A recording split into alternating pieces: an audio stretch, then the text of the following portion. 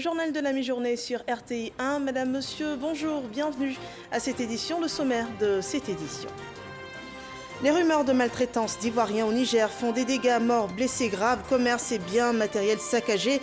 Des poursuites contre les auteurs présumés sont engagées. Une vingtaine de personnes ont été arrêtées. Parmi elles, Nawa Fofana. Elle avait relayé la fausse information avec incitation au trouble à l'ordre public. Le soutien des États-Unis dans la lutte contre le sida, un appui financier au gouvernement ivoirien de 57 milliards de francs CFA. L'approbation de cette aide a été annoncée au cours d'une visioconférence des membres du programme Santé COP21.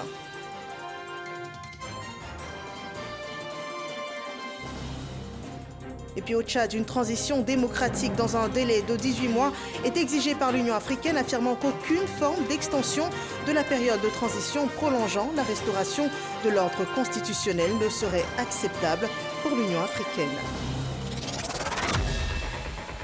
Bienvenue dans ce 13h. Attaque contre des ressortissants du Niger. La plateforme de lutte contre la cybercriminalité est aux trousses des diffuseurs de la fake news ayant engendré les violences ce mercredi dernier. Hier, l'une des mises en cause a été interpellée, Nawa Fofana. Elle fait partie des personnes ayant relayé avec des propos incitant au trouble à l'ordre public cette fausse vidéo à la base des violences contre la communauté nigérienne dans le pays. Alexis Ouedraogo. Connectez-vous mes followers, connectez-vous mes soleils, pardonnez. Le 19 mai dernier, sur sa page Facebook, elle lance un direct. Vous les Hausa là, pour vous là, on est prêts pour vous. On va pas vous laisser. Donc ça fait à suivre, parce que moi je n'ai pas encore vu la vidéo, mais c'est un avant-goût. Jeudi soir, elle a été interpellée par la plateforme de lutte contre la cybercriminalité, la PLCC. Je n'ai pas incité une violence contre la communauté nigériane. Cette vidéo qui a déclenché cette histoire, je ne pouvais pas imaginer que c'était un fake news. J'ai regretté d'avoir fait ma vidéo tout en tombant dans le piège du fake news, comme tout le monde. Et c'est même pour ça que je me suis rendue à un Hausa Brou de la place pour pouvoir faire une autre vidéo de sensibilisation pour demander pardon à tous les Hausa et continuer à sensibiliser les jeunes et leur faire savoir que c'était un fake news et que le problème ne concernait pas les Ivoiriens. La situation a fait à ce jour 39 blessés et d'importants dégâts matériels. Nawa devra répondre de ses actes devant les juridictions compétentes. Avec elle, tous ceux qui seront épinglés dans les enquêtes en cours. Voilà, des enquêtes sont donc en cours pour retrouver tous les auteurs de ces actes. Le procureur de la République annonce aussi l'interpellation d'une vingtaine de suspects. Écoutons ce communiqué. Dans la matinée du mercredi 19 mai 2021, prenant prétexte de la publication sur les réseaux sociaux d'un élément vidéo non daté montrant des individus torturer d'autres, dit à tort être des Ivoiriens, certaines personnes ont entrepris de molester des ressortissants d'un pays membre de la CEDEAO, de saccager et de piller leurs biens. Au triste bilan provisoire de ces actes de violence, on dénombre un mort, plusieurs blessés graves, des véhicules caillassés et calcinés, des commerces pillés et incendiés, ainsi que de nombreux dégâts matériels dans plusieurs communes du district autonome d'Abidjan.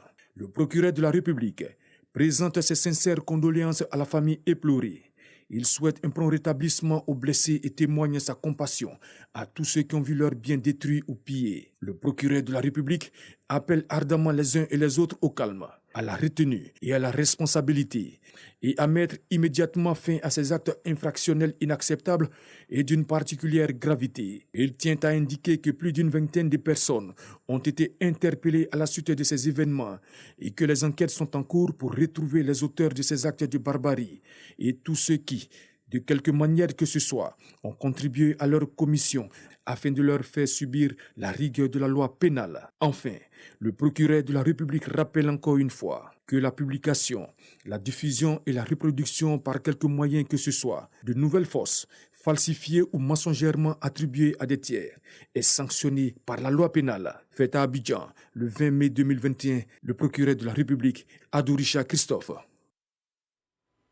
Voilà, et tout est donc parti d'une rumeur qui a affolé la toile. Soyons bien clairs, aucun migrant ivoirien n'a été maltraité au Niger, comme l'ont fait croire ces personnes qui ont partagé cette vidéo. Malheureusement, il s'en est suivi morts, blessés graves, commerces et biens matériels saccagés, déplorés après les violences engendrées par cette fausse information. Un triste bilan. Les autorités ivoiriennes et nigériennes appellent à la retenue et les personnes ayant contribué à ces actes déplorables s'exposent à de lourdes poursuites.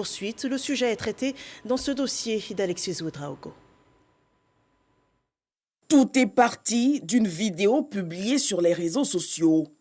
On y voit des personnes maltraitant des individus qui seraient, selon certains internautes, des migrants ivoiriens. Une fausse rumeur qui a réussi à créer des scènes de violence dans plusieurs communes de la ville d'Abidjan. Ce jeudi, à Abobo comme à Angré, le calme est de retour. L'on continue toutefois de s'indigner de la situation. L'événement s'est calmé. On peut dire, alhamdulillah, que Dieu nous protège, que vraiment, il ne faut jamais que cet événement va se passer. Ce qui s'est passé, bon, c'est l'ignorance. C'est l'ignorance qui a envoyé ça. Moi, il y a des amis à Oucha. Je compte aller au Niger parce qu'ils sont très accueillants envers moi. C'est regrettable, hein.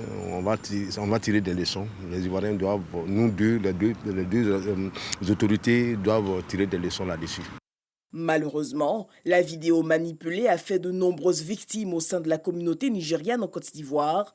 290 d'entre eux sont réfugiés à leur ambassade. Ils ont diffusé ça dans ces réseaux sociaux, hein, et les gens ont pris ça comme argent comptant.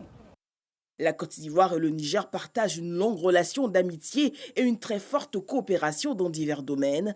Les autorités des deux pays déplorent cette tragédie. Quand ces faits ont eu lieu, le ministre d'État, le ministre des Affaires étrangères, vraiment nous a appelés pour nous dire tout s'est réglé, sa compassion par rapport à ce qui s'est passé. Et avec lui, en tout cas, les autorités ivoiriennes se sont engagées vraiment et ils l'ont fait, à faire revenir le calme. Et les dispositions vraiment ont été prises pour que de pareils événements ne se répètent plus.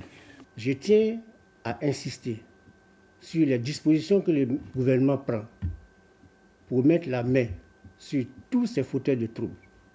Des enquêtes sont en cours et elles nous permettront de mettre à nu l'auteur de cette vidéo, celui qui l'a diffusée, tous ceux qui les ont relayés, parce que beaucoup ne savent pas que la Côte d'Ivoire aujourd'hui dispose des moyens pour aller à la source de toutes ces publications.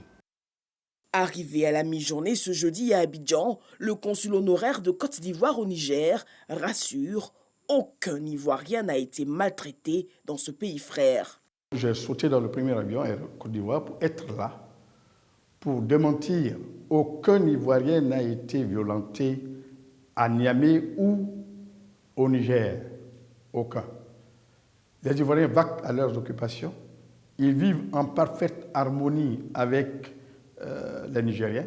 Et il est regrettable que ces genres d'informations qui sont fausses viennent mettre à mal la cohésion qui existe entre deux peuples qui sont amis de très longue date. Il faut que les Ivoiriens sachent que de même qu'il y a des étrangers qui vivent ici, de même il y a des Ivoiriens qui vivent ailleurs.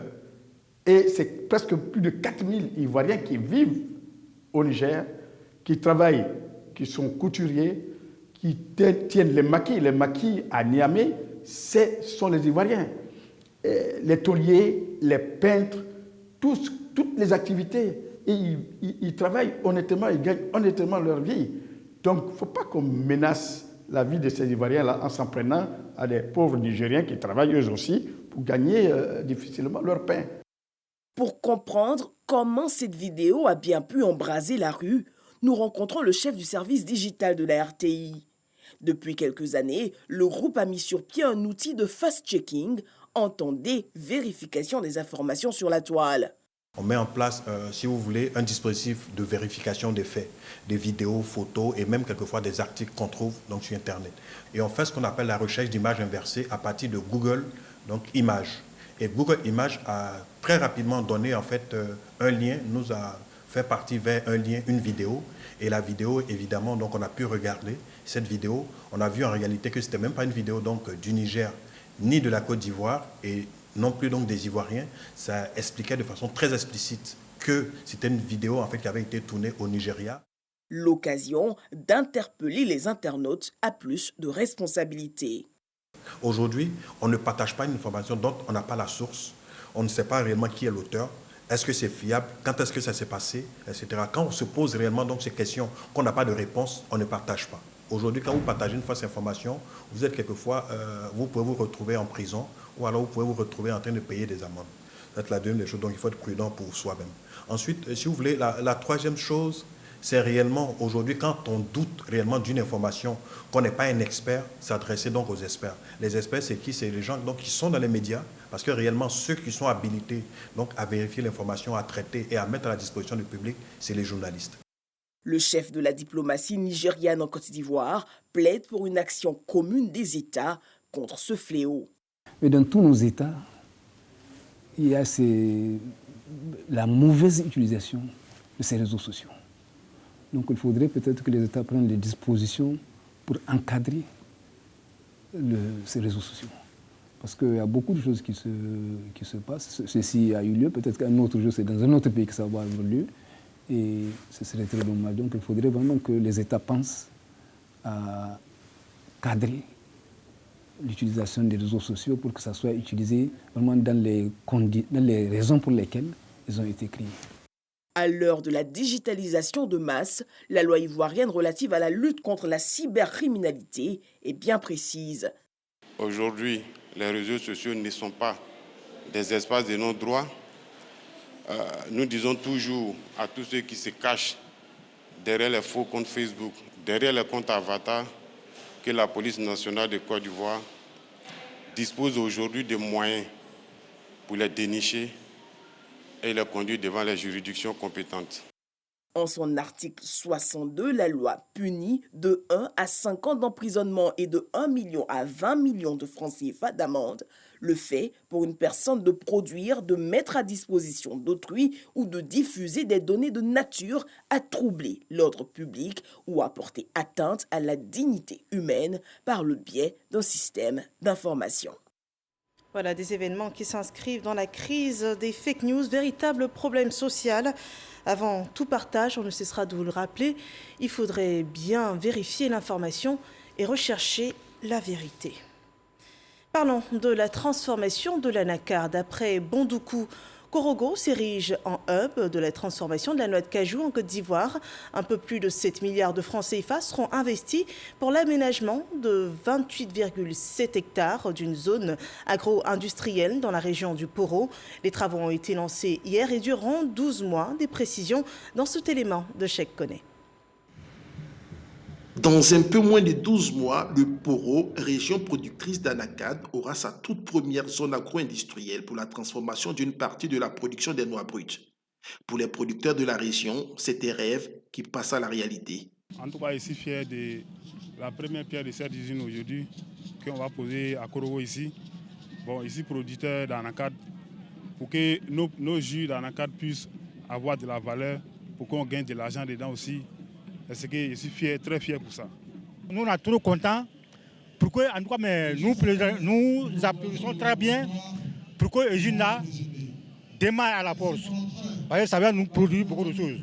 La nouvelle zone agro-industrielle de la région du Poro sera dotée d'infrastructures modernes, notamment des entrepôts de stockage, des aires de séchage et des centres de valorisation des sous-produits.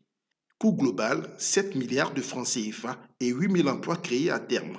Ce projet est conduit par le Conseil du coton et de l'anacarde avec l'appui financier de la Banque mondiale. Ce projet, financé sur le guichet Beurre Enclave, vise à renforcer les actions du Conseil du coton et de l'anacarde pour la réalisation des objectifs de développement de la filière anacarde sur la période 2018-2023, à savoir améliorer la productivité, la qualité des noix brutes et accroître le volume de noix transformées localement. L'une des actions phares du projet est l'installation de 4 zones agro-industrielles dédiées à l'anacarde dans les villes de Korogo, de Boaké, de Bondoukou et de Séguéla. Le ministre Adjoumani s'est réjoui de la construction de cet espace industriel dans la région du Poro. Il a invité les populations de la région à s'approprier cet outil de développement. Chers parents producteurs d'Anakad, vous qui êtes venus nombreux à cette cérémonie, le succès de cette zone industrielle dépend incontestablement de vous. Quelle que soit la beauté des aménagements qui seront réalisés sur cet espace, aucun investisseur ne viendra s'y installer s'il n'a pas l'assurance d'avoir la production de noix de cajou en quantité suffisante et également en qualité. La ministre d'État, ministre des Affaires étrangères, de l'intégration africaine et de la diaspora, Kandia Kamara, représentant le Premier ministre, a rendu hommage au défunt Premier ministre Amadou Koulibaly, architecte de cet outil de développement local. Elle a par la suite rappelé le rôle de l'État dans l'appui au secteur agricole. L'État, dans son rôle régalien de régulateur architecte, accompagne le processus d'industrialisation en mettant en œuvre tout l'écosystème nécessaire aux investissements du secteur privé dans la transformation de nos matières premières. Les efforts du gouvernement devront contribuer à maintenir une grande part de la valeur ajoutée dans le pays, améliorer les revenus des producteurs tout en réduisant les subventions sur les prix des produits. L'Anakad occupe le 3e rang des exportations ivoiriennes après le cacao et les produits pétroliers, soit 20% des exportations agricoles de la Côte d'Ivoire. Les obsèques de Laurent Dona Fologo ont débuté le dimanche 16 mai dernier. Hier, il s'est tenu une cérémonie d'hommage de la communauté des médias ivoiriens à l'illustre disparu. Laurent Dona Fologo, homme politique qui fut aussi journaliste, a reçu hier à titre posthume le titre de commandeur de l'Ordre du Mérite de la Communication. Le récit de cette cérémonie par Jean-Marc Djadji. À Djamé, siège du journal Fraternité Matin. La place baptisée du nom de l'illustre disparu, Laurent Dona Fologo, est le lieu bien choisi pour la délégation du ministère de la Communication, des médias et de la francophonie pour rendre un vibrant hommage à ce défunt homme d'État et pionnier de la presse ivoirienne. Le ministre de tutelle, Amadou Koulibaly, accompagné des personnalités de médias, a présenté les condoléances du gouvernement à la famille éplorée. Le grade de commandeur de l'Ordre du Mérite de la Communication a été attribué au défunt à titre posthume pour sa contribution remarquable à l'évolution de la presse en Côte d'Ivoire. La décoration à titre posthume au grade de commandeur dans l'Ordre du Mérite de la Communication qui comble un vide laissé dans le parcours très important et significatif de LDF. Ces actes demeureront gravés dans les esprits et les cœurs de la veuve Daniel Dona Fologo, de ses enfants et nombreux petits-enfants présents ici. Toute la famille vous exprime sa satisfaction, sa reconnaissance et sa gratitude. Le président Fologo avait choisi le métier de journaliste pour apporter sa part à l'édification de la jeune nation ivoirienne qui, à l'époque, avait besoin de tant de cadres. C'est cette passion pour la Côte d'Ivoire, ce dévouement qui l'a conduit à tous les niveaux de l'échelle de responsabilité. Il a dédié 22 ans de sa vie au gouvernement. Le deuil qui touche sa famille ne peut qu'être celui de la nation tout entière. Le président Laurent Dona Fologo, LDF pour les intimes, fut le premier rédacteur en chef du quotidien gouvernemental Fraternité Matin du 9 décembre 1964 au 24 juillet 1974 et ensuite directeur général de 1986 à 1989. Il est décédé le 5 février dernier à Abidjan. La grande famille de la communication et des médias s'incline respectueusement devant la mémoire de feu Laurent Dona Fologo. Un tout autre sujet, toujours dans le secteur des médias, la RTI verse plus de 18 millions de quotes-parts aux producteurs locaux de contenu. La RTI, par son département distribution, a permis la vente de ses productions, des fictions générales, sur les plateformes internationales, nous dit Serge Coléa. Auria Picture International, Icon Media, Bonus, Multimédia et Incruste. Ce sont les 4 producteurs locaux dont les fictions ont été bien vendues à l'international. À ses partenaires, la radiodiffusion télévision ivoirienne reverse des quotes-parts. Un peu plus de 18 millions de francs CFA distribués cette année. Nous sommes passés au cinéma. Après le cinéma, nous avons proposé à RTI Distribution. Ils ont aimé le concept parce que c'était la première série musicale, elle est indo-ivoirienne. Grâce à une stratégie offensive de développement du marché via les coproductions et les partenariats, Anna Ballo et son équipe font du chiffre. De 2015 à ce jour, la RTI a reversé un montant total d'environ 156 millions de francs CFA à 46 producteurs partenaires. On a vendu sur les territoires qu'on a montré environ 5 chaînes de télévision, à des plateformes SVOD. Et puis bon, c'est le pourcentage qui se dégage, qu'on partage ensemble après avoir sorti les dépenses de coproduction. À partir du mois de juillet encore, juillet-août, on fera un autre bilan pour 2021. La directrice de RTI Distribution lance un appel à projet aux producteurs de fictions ivoiriennes. C'est vrai qu'on est RTI Distribution, mais on appartient à un groupe qui a pour mission le service public. Donc il faut qu'on soit en mesure à la fois d'informer et de divertir, et tout cela doit transparaître dans les contenus que nous coproduisons. RTI Distribution, c'est un catalogue de plus de 1200 heures de fiction et de contenu culturel ivoirien, plus de 50 séries et un vaste réseau développé en 5 ans pour devenir un des principaux exportateurs de programmes ivoiriens à travers le monde. Et contrairement à la distribution dans les médias, la distribution de l'électricité est plutôt perturbée ces dernières semaines.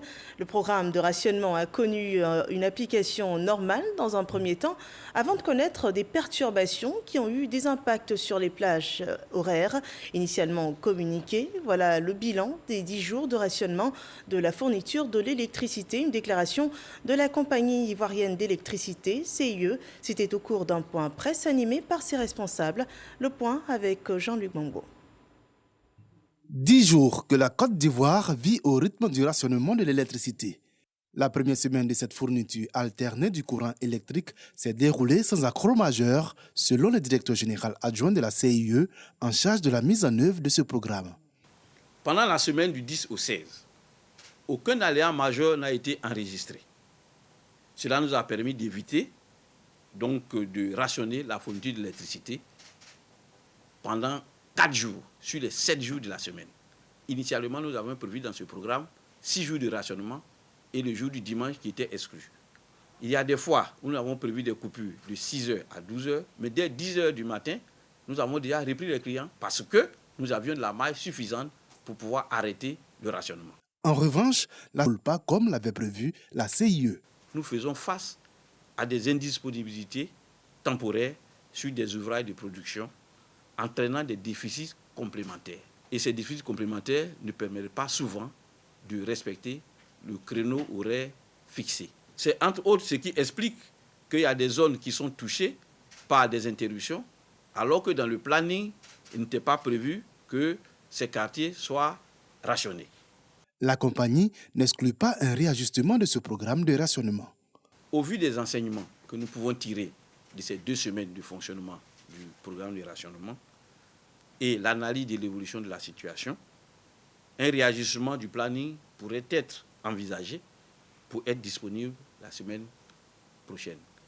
Rappelons qu'un numéro vert et un site web ont été mis à la disposition des populations pour une meilleure gestion du rationnement.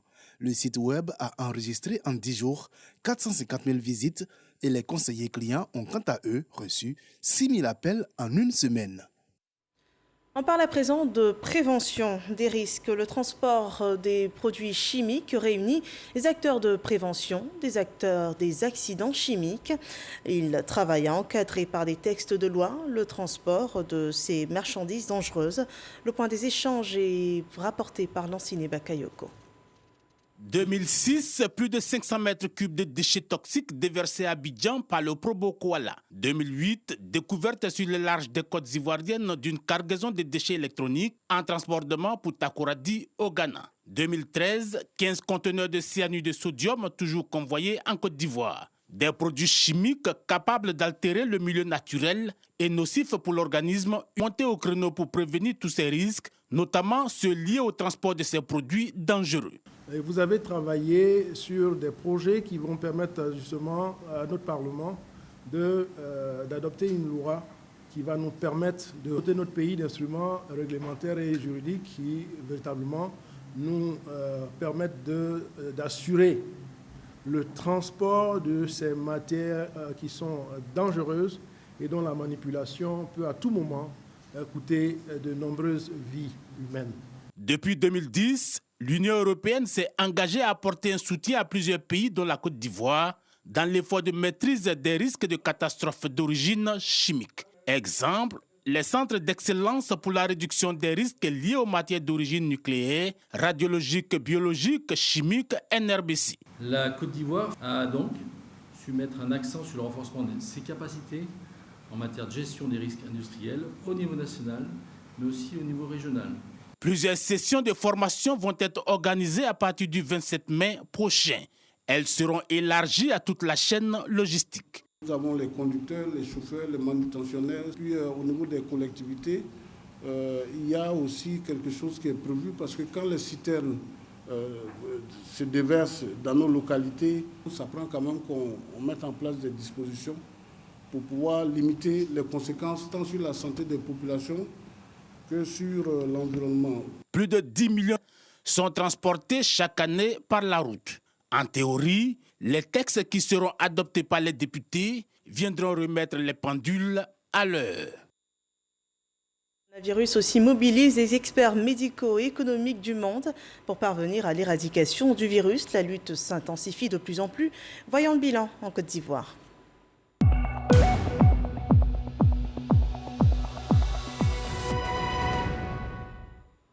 Le dernier point sur la situation sanitaire annonce 57 nouveaux cas de Covid-19, 26 nouvelles guérisons et 0 cas de décès.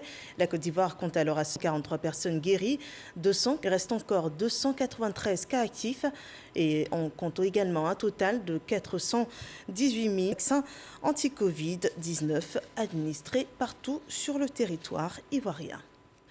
Hors de nos frontières, l'Union africaine exige une transition démocratique de paix et de sécurité de l'organisation panafricaine, souligne la nécessité absolue que la transition ne dépasse pas 1 an et demi à compter du 20 avril. Après la mort du président Idriss Déby Itno, l'Union africaine souhaite que ce processus de transition démocratique débouche au plus vite sur des élections libres, justes et crédibles. Nous passons à présent à ce communiqué du ministère de l'Emploi et de la Protection sociale. Il porte à la connaissance des populations vivant en Côte d'Ivoire que le lundi 24 mai 2021, lundi de Pentecôte, est déclaré jour férié et chômé sur toute l'étendue du territoire national. Nous terminons ainsi cette édition d'information. Merci de l'avoir suivi. À 15 h, le retour de l'actualité sur RTI 1 et je vous souhaite un excellent après-midi.